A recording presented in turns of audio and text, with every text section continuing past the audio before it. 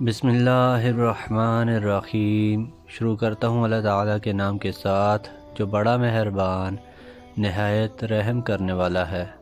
حضرت عبداللہ بن مسعود رضی اللہ عنہ کہتے ہیں، تم لوگ ان پانچوں نمازوں کی پابندی کرو جہاں ان کی اذان دی جائے، کیونکہ یہ ہدایت کی راہیں ہیں۔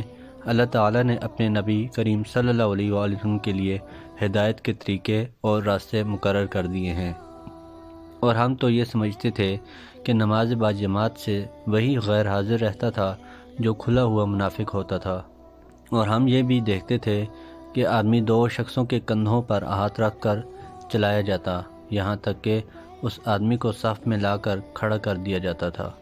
تم میں سے ایسا کوئی شخص نہیں ہے جس کی مسجد اس کے گھر میں نہ ہو، لیکن اگر تم اپنے گھروں میں نماز پڑھتے رہے اور مسجدوں میں نماز پڑھنا چھوڑ دیا تو تم نے اپنے نبی کریم صلی اللہ علیہ وآلہ وسلم کا طریقہ ترک کر دیا، اور اگر تم نے اپنے نبی کریم صلی اللہ علیہ وآلہ وسلم کا طریقہ ترک کر دیا تو کافروں جیسا کام کیا۔ حضرت عبداللہ بن مکتوم رضی اللہ عنہ نے نبی اکرم صلی اللہ علیہ وآلہ وسلم سے پوچھا، اے اللہ کے رسول، میں نابینا آدمی ہوں، میرا گھر بھی مسجد سے دور ہے، اور میری رہنمائی کرنے والا ایک ایسا شخص ہے جو میرے لیے موزوں و مناسب نہیں، کیا میرے لیے اپنے گھر میں نماز پڑھ لینے کی اجازت ہے؟ آپ صلی اللہ علیہ وآلہ وسلم نے فرمایا، کیا تم اذان سنتے ہو؟ انہوں نے کہا، جی ہاں۔ آپ صلی اللہ علیہ وآلہ وسلم نے فرمایا، پھر تو میں تمہارے لیے رخصت نہیں پاتا۔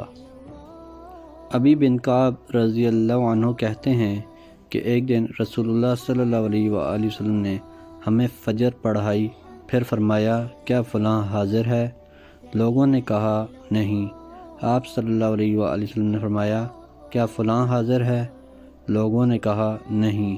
آپ صلی اللہ علیہ وآلہ وسلم نے فرمایا، یہ دونوں یعنی عشاء و فجر منافقوں پر بقیہ نماز سے زیادہ گراں ہیں۔ اگر تم کو ان دونوں کی فضیلت کا علم ہوتا تو تم ان میں ضرور آتے، چاہے تم کو گھٹنوں کے بل چل کر آنا پڑتا، اور پہلی صف یعنی اللہ سے قریب ہونے میں فرشتوں کی صف کی مانند ہے۔ اگر اس کی فضیلت کا علم تم کو ہوتا تو تم اس کی طرف ضرور سبقت کرتے۔ ایک شخص کا دوسرے شخص کے ساتھ مل کر جماعت سے نماز پڑھنا اس کے تنہا نماز پڑھنے سے زیادہ بہتر ہے، اور ایک شخص کا دو شخصوں کے ساتھ مل کر جماعت سے نماز پڑھنا ایک شخص کے ساتھ نماز پڑھنے سے زیادہ بہتر ہے۔ جتنی تعداد زیادہ ہو اتنی ہی وہ اللہ تعالیٰ کو زیادہ پسند ہوگی۔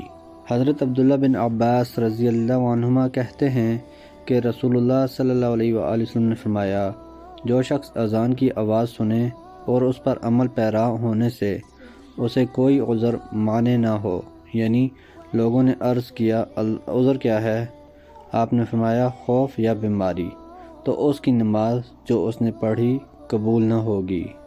عثمان بن عفان رضی اللہ عنہ کہتے ہیں کہ رسول اللہ صلی اللہ علیہ وآلہ وسلم نے فرمایا، جس نے عشاء جماعت سے پڑھی گویا اس نے آدھی رات تک قیام کیا، اور جس نے عشاء اور فجر دونوں جماعت سے پڑھیں اس نے گویا پوری رات قیام کیا۔ حضرت ابو ہریرہ رضی اللہ عنہ سے روایت ہے کہ نبی اکرم صلی اللہ علیہ وآلہ وسلم نے فرمایا، جو مسجد سے جتنا دور ہوگا اتنا ہی اس کا ثواب زیادہ ہوگا۔ ابی بن کعب رضی اللہ عنہ کہتے ہیں، اہل مدینہ میں نمازیوں میں ایک صاحب تھے، میری نظر میں کسی کا مکان مسجد سے ان کے مکان سے زیادہ دور نہیں تھا، اس کے باوجود ان کی کوئی نماز باجماعت سے ناغہ نہیں ہوتی تھی۔